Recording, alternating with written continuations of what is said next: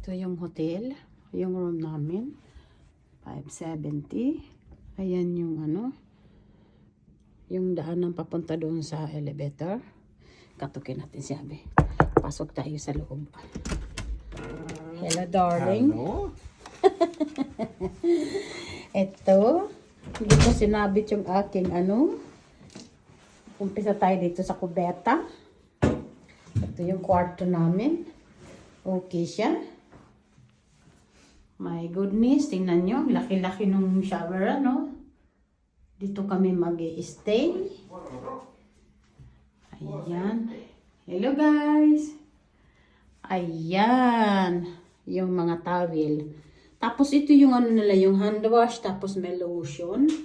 Tapos nandito rin yung sa shower. May hair body, may shampoo, may conditioner. Malinis siya. Okay siya. Tapos yung extra na toilet paper. My goodness. Have two toilet paper. That's very good. Tapos ito guys, yung pang blower sa buhok. Tagal na namin tumira dito eh. Yan, nilagay na yung jacket niya. Wala pala kaming hangiran. Tapos ito yung pintuan. Tapos pupunta tayo dito. Ang laki ng salamin niya guys. So tingnan mo. Oh. Galing, ayan yung bagahe namin. Yan. Tapos, ito yung kama. Side ko dyan. Side niya doon. Ito yung maliit na TV. Sa pinakamataas pala kami. Ayan o. Ang ganda niya, guys.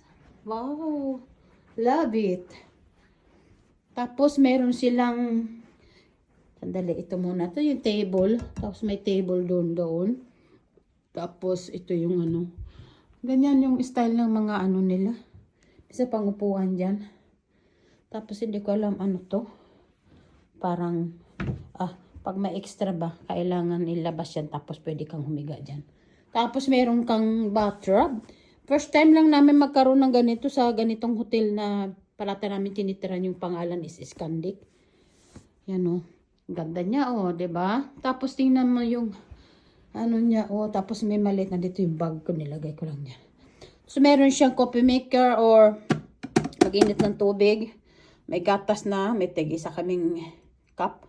Tapos ito, mamili ka ng kape, tapos may sugar na, brown sugar. Tapos ito yung ano niya, hindi mo makikita sa labas. Ganyan lang, ganyan, Kasi nasa mataas na kami, Kaya yan lang yung mga palangga. Kaya, ayan yung room tour natin sa hotel na titirhan namin for one night. Kasi pinaano ako ng Diyosawa ko dahil nga sa